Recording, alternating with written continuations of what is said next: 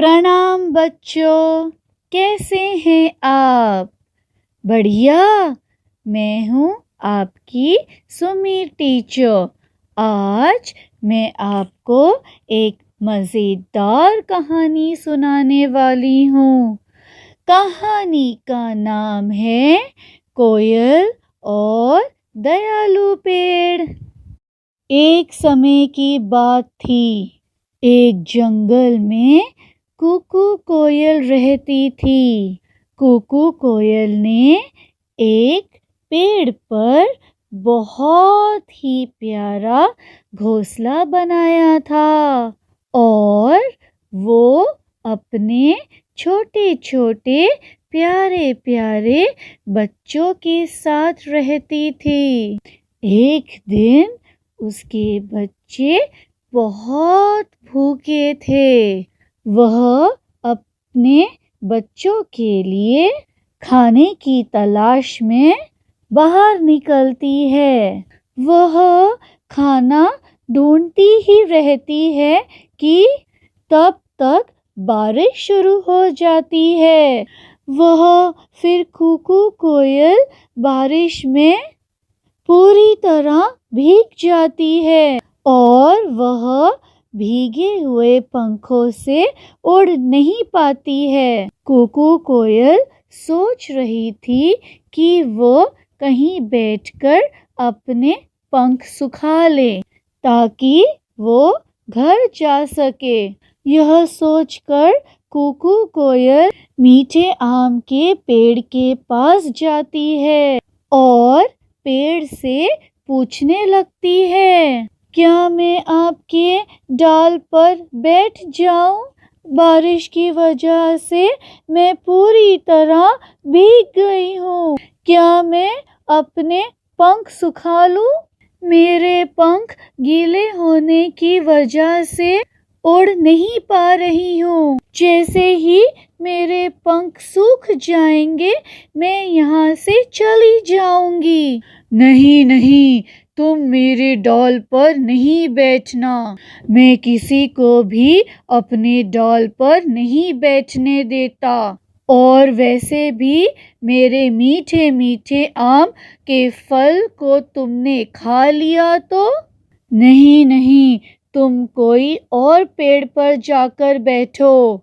कुकू कोयल बेचारी निराश होकर वहां से उड़ जाती है और एक पपीते के पेड़ के पास जाकर उससे मदद मांगती है। मीठे पपीते के पेड़, दया करके मुझे कुछ देर अपने डाल पर बैठने दो। मैं बहुत थक चुकी हूँ और मेरे पंख भी बहुत भीग चुके हैं और उड़ते उड़ते दुख भी रहे हैं। मैं और उड़ नहीं पाऊंगी। मेरे पंख जैसे ही सूख जाएंगे मैं यहाँ से चली जाऊंगी। अरे नहीं, मेरे ऊपर बैठोगी तो मुझे दर्द होगा और वैसे भी मेरे मीठे मीठे पपीते तुमने खा लिए तो? मेरे ऊपर मत बैठो, कहीं और जाकर बैठ जाओ। वो कुकू कोयल बेचारी बहुत ही ज्यादा थक चुकी थी और वो उड़ भी नहीं पा रही थी।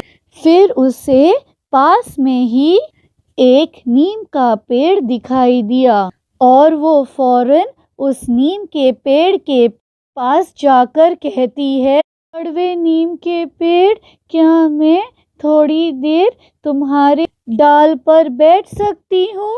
मैं बहुत भीग चुकी हूँ और उड़ नहीं पा रही हूँ। घर पर मेरे छोटे छोटे बच्चे भी अकेले हैं। जैसे ही मेरे पंख सूख जाएंगे मैं यहाँ से चली जाऊंगी। कोई बात नहीं कुकू कोयल, तुम आकर मेरे डाल पर बैठ जाओ। लगता है कि तुम बहुत थक चुकी हो। थोड़ी देर तुम यहाँ आराम कर लो।